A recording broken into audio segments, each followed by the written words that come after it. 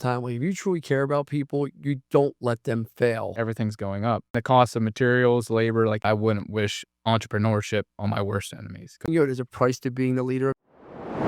Welcome back to the Exit Rich podcast. I'm sitting with Nate Link from Altoona, Pennsylvania. Most of you are going to say, where the hell is that? I'm still trying to figure it out, but I've been there. But Nate has an incredible story. He had a small little roofing company. I actually met you through wrestling, I think, right? Or through a mutual friend. Amazing. Through Amazing, yeah. And we're going to tell the whole story, how now your company's going to do about $20 million this year. And it wasn't easy. It wasn't, Nate. No. No. Nate, tell everybody who you are real fast and about Altoona. Let's give them a little rundown on Altoona. Nathan Link, born and raised in Crescent, Pennsylvania, which is even smaller than Altoona. Now I live in Duncansville, and yeah, we have a roofing business. Now we're playing at Roof in Altoona. So you had Link Roofing, was doing about, I think, if I remember correctly, about like 1 million, 1.5 million, something like that, correct? Yeah, I think whenever I came to see you, we were right at 1.3. 1.3 million. June, something like that. So. And you met me through Mason. He's one of my very good friends. Yep. That I met through wrestling. Boy, he actually cold called me through fucking Instagram and about business. And then he's like, at the very end, he's like, I coach at Malvern. Then we just went from there. So we talked, we connected. You came down to meet me. No, I had no clue. Maisie just said, hey, meet this guy. He's a friend of mine. I had no clue where it was going. I was just making a deal with Planet Roof at that time, if you remember. I was just closing on that. Yep. And I saw you, and you were like, well, I just want to build my business and sell it one day and continue to work. I just want money that I can secure my family with. Yeah. 100%. Like, and nothing crazy. You're like, I'll take 1 million, 2 million, 3 million. Like, it's just life-changing money to get that kind of cash, and then I can continue to work. Like, that was our conversation, right? Yep. And I was like, yo, Nate, I was like, I could easily make that happen. I got this thing going on at Planet Roof. And do you remember when I put you guys all in the room together for the first time? Oh, yeah. I mean, Mason called me and it was asking me about roofing, and how it was like lucrative GPs, like all that stuff, and how we were doing. Cause he's a curious guy. Yeah. He's a curious guy. About maybe like partnering, out here in Bucks County or something. Yeah, he came to me with some guy, Eric, who's a really nice guy, and they wanted to partner up in Lehigh, but I said, it just didn't work out. Yeah. So I know that didn't work out, but it worked out for me. Oh, I'd actually watched your interview with Dimitri probably a month before Mason called me, and he had said Lance Bachmann. I'm like, I think he just did a interview with Dimitri Lipinski, because I've been following him for years. Like, that's how I kind of did my business, following his plan. And then Mason and I talked for like maybe an hour on the phone. I called him back the next day. I was like, how do I get in touch with Lance? So he's like, let me make a call. He called you and said, like, when can Nate come down? So I got a flight, I think the next week, came to the office, talked to Mike for 45 minutes, met Bill, and then I waited around for you for like an hour, and I'm just like sitting there like kind of nervous, like meet this guy. And yeah, you gave me like 3 hours that day. And we just hit it off. What were you thinking, like, when we talked about, because people don't realize, like, I think most people listen to the podcast now, they know I don't buy companies at this point. Like, I think they understand I partner with companies. I come in, take 50%. Yep. Like, there's a lot of trust both ways. Like, there's a lot. Can you talk about that feeling of, you just had a brand new baby? Mm-hmm. Your wife was pregnant, I think, actually, at the time, if I'm correct, right? Correct. Yeah. And, like, she's from the Middle East, right? Yep. So, she's a tough cookie, right? No, I love Middle East pizza, but they're tough, right? Yeah. Like, what's she thinking when you come home and say, I'm going to partner with this guy, and I'm going to get 50% of my company, and we're going to just grow? What's going through her mind, your mind? Like, talk about that. I mean, we trust each other, right? Like, I kind of gave her the rundown of like how the industry is going. Companies are partnering together. Like, we don't know how long, like, what's going to happen within the space. Like, here's something that this guy is doing. He's going to change the game. I was like, I believe in him. He's already done it with, multiple companies exited.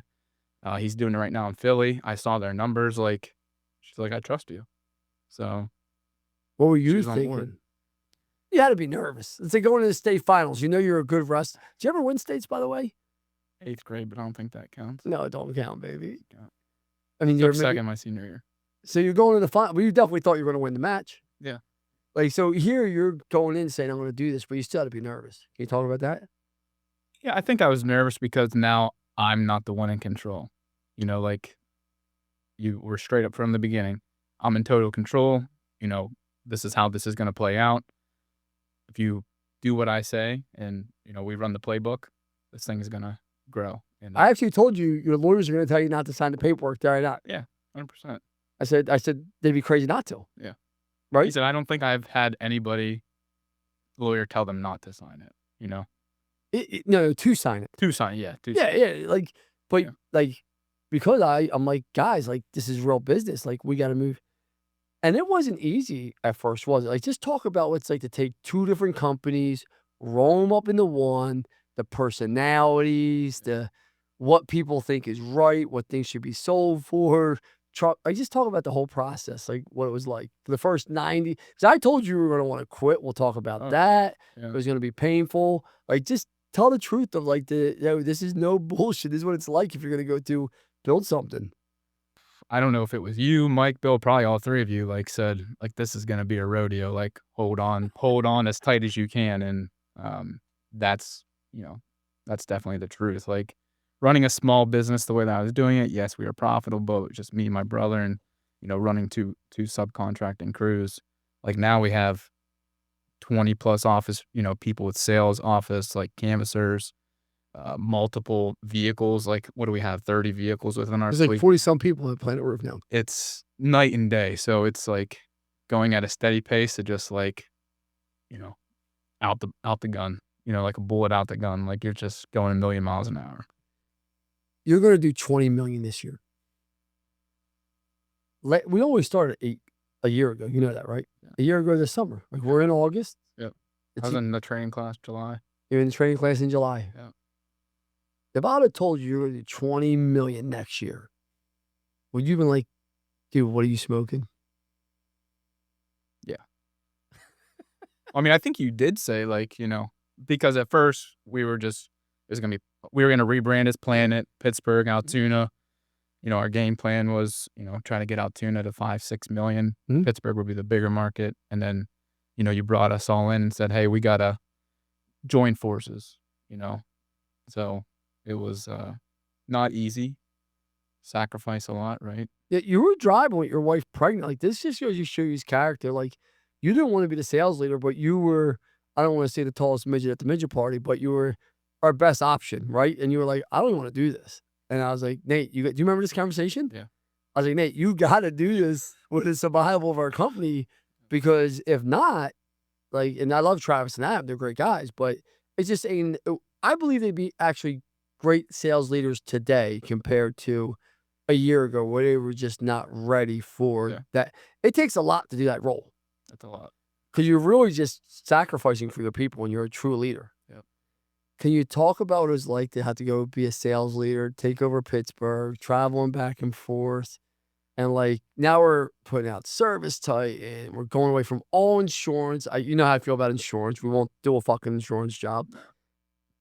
Can you talk about it?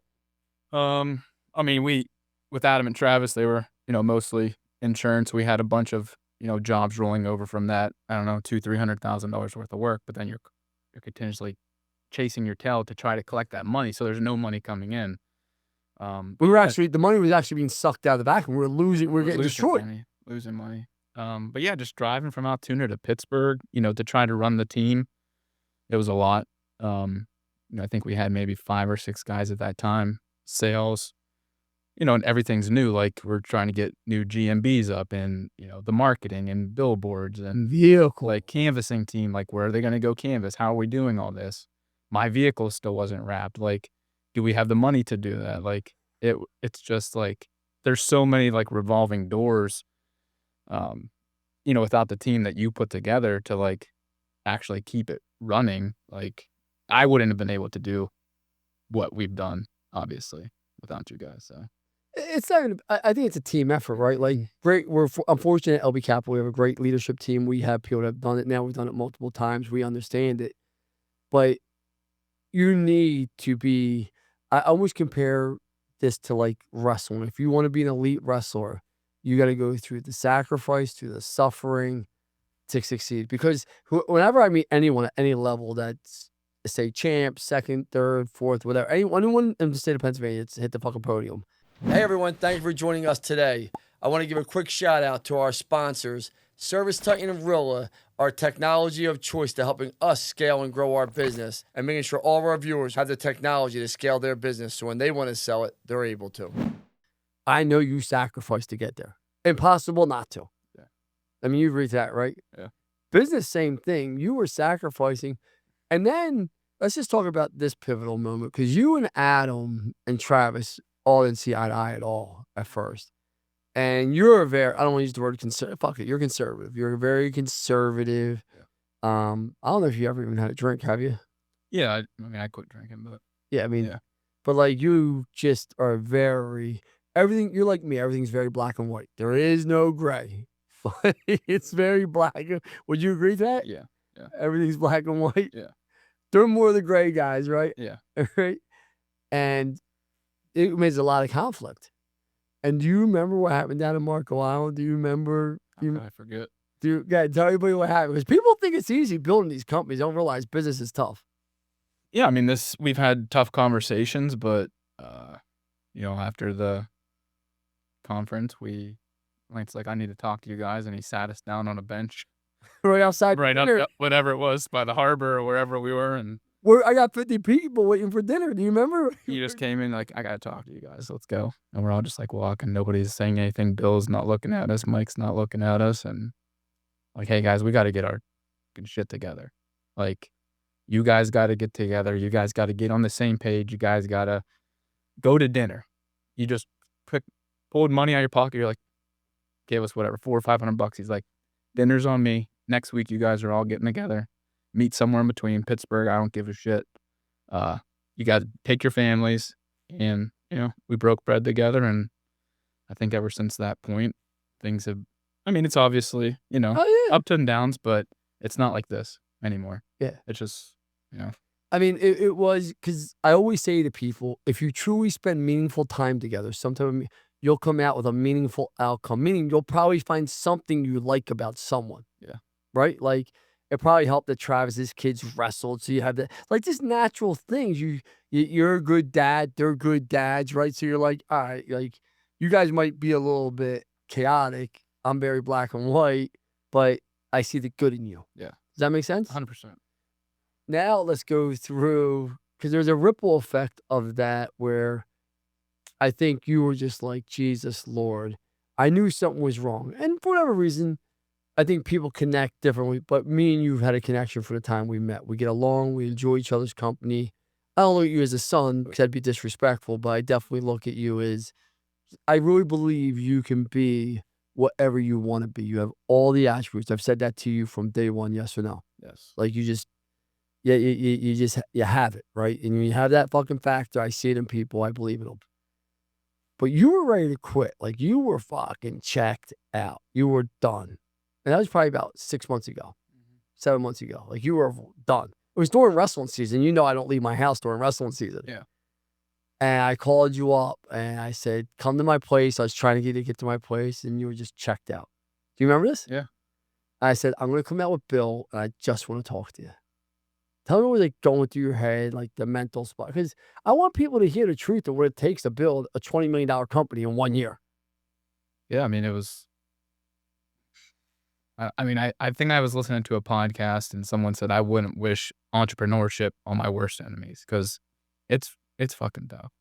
And like the stress that we maybe put ourselves under, maybe I put a little bit too much pressure on myself, but like to produce, but like just the driving back and forth from Pittsburgh to, Altoona and managing things, like I was the only one in the office in Altoona, everybody else was in Pittsburgh, and then AR, like collecting money. What are the crews doing? Are the jobs messed up? Like you're juggling all of this stuff. And I was just like, I just fucking want out. Like I'm done. Like I'm checked out. And I called you. I was like, I just dropped it on you. Like and you're like, what?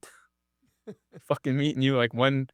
And I drove out. I was doing wrestling. Yeah. We met up and I talked to you and Bill for, I don't know, 2 or 3 hours in that hotel. lobby, and I'm glad that you guys talked me off jumping off the ledge because everything that you've said has come to fruition now. We're on pace, to where you wanted to be at, and uh, I mean, we just hit what 2.5, 2.4 something million 2.5 million last in month revenue. in revenue. Like, Yeah. come on, like that's not even sales. It's revenue. Install More than what I was revenue. gonna do in 1 year, in 1 month. I know, but do you know why I drove out there, Nate? Because I told you Planet was You going didn't to want be, me to make a decision that I was gonna regret for the rest of my life. and that's why I drove out there. And that's what, and I said to you all the time, like, if you truly care about people, you don't let them fail. Like, you don't let them fail. Like, I couldn't have stopped you. I told you, Yeah. I actually said to you, Planet's going to be fine. It's going to sell. We're going to hit our numbers. I said, but you're going to look back on this and your two brothers that are invested in this, that have life-changing money coming to them when it sells. I said, they're all going to say, what the fuck did we do? Because they follow you. Yeah. Because everyone, listen, let's be honest. They could say they were going to stay, but they weren't staying because they follow you. They look up to you. Yeah. Do you remember me saying, there's a price to being the leader of your family? Yep. Like, but you stayed. Mm-hmm. And then 7 months later now it's been, and we'll do 20 million. We're running at net 20. You made more money this year probably than ever in your life. Is that correct? Yeah. I mean, We're on the runway. and 7 months ago, you're ready to quit. I mean, and that's what I say to people, like, you got to look past what's happening now. I'm going through, and I'll tell you about it, like, just, with something personal going on. I'll tell you everyone on here, but I said, I heard this, and like, God comes to you in mysterious ways, right? I just truly believe that, right? Like, God does come to you in the most fucked up ways. Like, if you believe in faith, right? Mm-hmm. So the other day I get hit with this crazy news I'll tell you about, and I'm like, this is just absolutely lunacy at this point in my life. Like, I'm just dealing with complete fucking idiots that are involved with my children's life at some point. Like, that's what I'm thinking, right? I said to my wife, was like, we gotta make change. And someone said to me, like, this is the worst possible thing that could happen. Well, first of all, my kids are healthy. But I just go to the bathroom, I sit on the toilet, I open up TikTok or Instagram, one of these things, right? Just what I do on the toilet sometimes, right? I answer my text messages. Yeah. But at this moment, I was just disgusted because I just found this thing out, right? And I never heard it before, but it was one of the best things I ever heard. It was a Chinese proverb, the guy said. Do you know what the Chinese proverb is? No. So, and it goes like this. It goes, the guy that runs this village, his horse runs away. And someone goes, that sucks, your horse ran away. And he goes, maybe. The next day, the horse shows up with 6 other horses he brought back. And the same guy goes to the head of the village. That's amazing. The horse came back with 6 horses for you, studs. That's incredible. He goes, maybe. The next day, the head of the village's son goes out to ride the horse, and the other horse kicks him and breaks his leg and tramples his leg. The guy goes, that sucks. This is terrible. I mean, what are we going to do about these horses? It's just a terrible situation. And the chief goes, maybe. Right? So on the 4th day, the village now goes into war, and the people come to get all fighting age males. Well, now his son is cast up and can't fight. And the same guy goes to the head of the village, goes, it's amazing. Your son just saved his life, just got out of the draft for the war. And the guy goes, maybe we have to see how my son's life turns out to see if all these events is what it transpires to make it great or bad. And I thought about that. I was like, wow, like what people think is bad today could be great tomorrow. And I was just going through a moment. And that's why I drove out to you, because I knew if you could just grind through the next year, because you like roofing, you like selling roofs, you enjoy the space. Like, you never said to me, like, you like making homeowners happy. Yep. You were just in a bad spot. And your mindset, even this morning, I tapped on your mind, right? I went like that to you, right? You were saying, I'm in a way better spot. I'm like, that mind's a powerful thing. It is, yeah. Talk about how the roofing industry is changing, like, and why you have to charge. You can't charge 300 a square, 400. I think you used to charge 400, 300 a square, correct?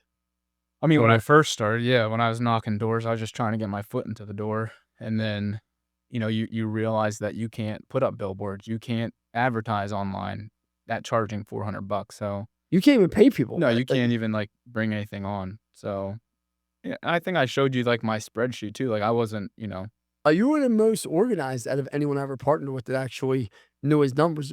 Like, you had it written yeah, down to the I T had everything broken down, in materials Excel. dump. Yeah. You remember? As I just fucking joke. I had like Remember? read Yeah. and like how did I do on this job? Was this profitable? And I wanted to be around 30-40% because I knew that I could put up more billboards and, get my name out there more. But I mean, within the roofing community, it's just it's sad to see like what's out there because we truly are replacing roofs that are 1, 2, 5, 10 years old just because of installation errors and just lack of knowledge and not actually having the homeowner's, best interests. Well, because this is why people get away with it. You open up shop, you go do, but this, I blame the homeowner on not being rude 90% of the time because they want to go with the cheapest person or whatever, and they don't go with the mid because we're not the highest by ever. We're the mid, right? Yeah. So in all the markets I'm in, we're the mid, right? So you don't go with the mid, you don't go with a real company. What do you expect? Yeah. And then when they call them, they're not there. You're out of business. Hey, Or can you don't come come back. repair my roof? Okay, well, how old's your roof? 2 years old. Well, what happened to the last roofer? Don't you have a warranty? No, he won't answer his phone. I can't get a hold of him. We haven't seen his trucks around. Well, that's because you paid $400 square and didn't actually go with someone who stood behind their work. Well, you never even saw their truck. You saw because they weren't wrapped. They wouldn't have billboards. They didn't have reviews. It's real simple. I say this to everyone. Why would my relationship with you be any different than the relationship I have with these 20 people over here? Unless you do something to cause that relationship. Mhm. And I said this to someone, right?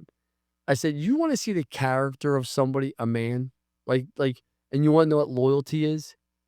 Show me how he treats his ex-wife after she brings nothing to the table for him.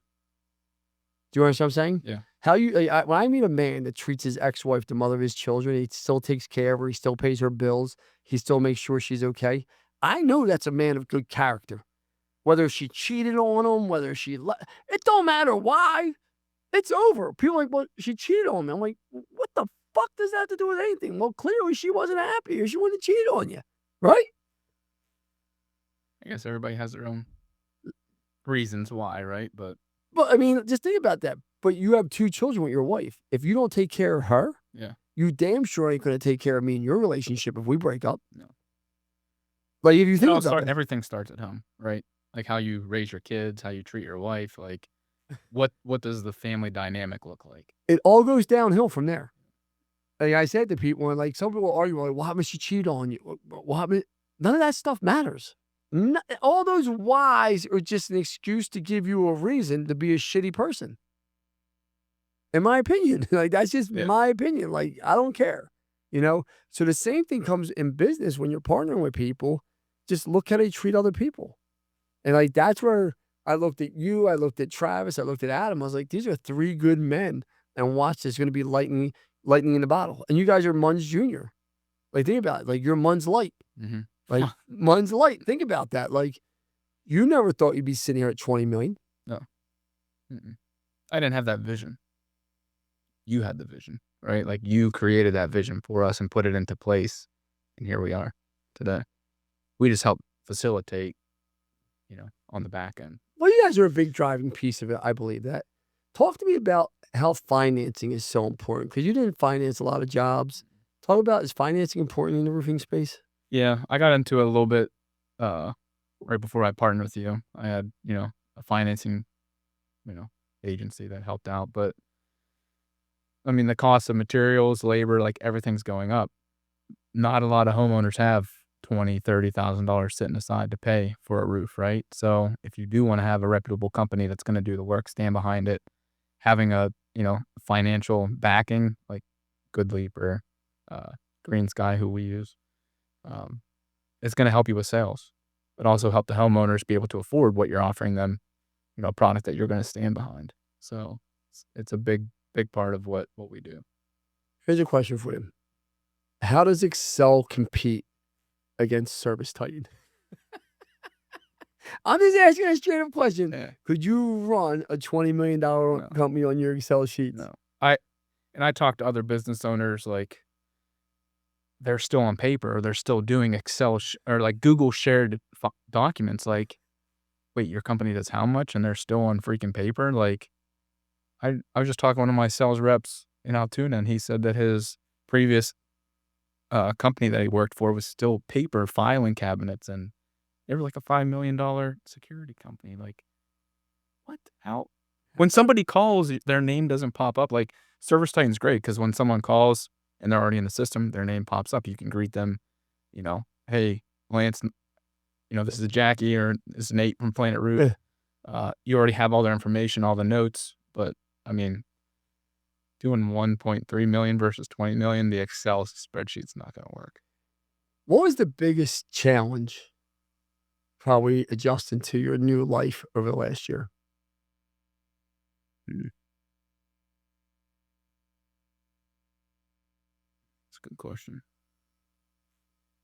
I think just adapting to probably a couple of things, like, one, I'm not in charge anymore, right? Like, I do have a say in some things, and we talk about it, but, like, my way isn't always the highway, so not in control, and then also just, like, the family dynamic. My wife was pregnant, we had some, uh Complications? yeah, complications that the doctor was, like, giving us, so that was always kinda in the back of my mind, struggling with that, like, time away from family, but, um, yeah, you're just you sacrifice a lot of time away from your family, uh, but at the end of the day, you're trying to provide them with a better life and put them in a better financial situation for the future, and my wife and I are both on board for that, and, uh, yeah, I thank you publicly for the opportunity and giving me the chance to join LB Capital and do that for my family, so What would you say to people? Because, like, I'm the only person truly doing it in the space, in the roofing space, that's actually done it. Like, I'm not a private equity firm. Other people say they're out there rolling up companies. They've never had any success with it. No one's ever partnered with companies and doing what I'm doing. Like, why do you think that is? I'm just like straight up, like, why do you think that is? I just don't think probably people have the balls like you do. Like, seriously, like, you believe in yourself and you believe in what, uh, the team that you can put together, and you know that you're gonna succeed no matter what. Like, I just feel like other people are just out there to, like, say I can do this and that, but they're not willing to actually put their name and their money on the line, at the end of the day. Like, it's just kinda like bullshit coming out of their mouth, like, just fake gurus out there. There's a lot of them out there, ain't there? A lot of smoke and mirrors, man. Nobody Jesus will show Christ. you numbers, nobody will give you, like, any information on, like, what they actually did, what does your bottom line actually look like? And if it's dog shit, you're gonna hide that, right? Oh, without doubt. I mean, that's why I'm glad you get a P&L every month, right? Yeah, Yeah, I mean, you get a P&L. How's your P&L look? looks really freaking good. Thank you for being here, brother. I appreciate it. Thanks, Lance. What do you think, Neil?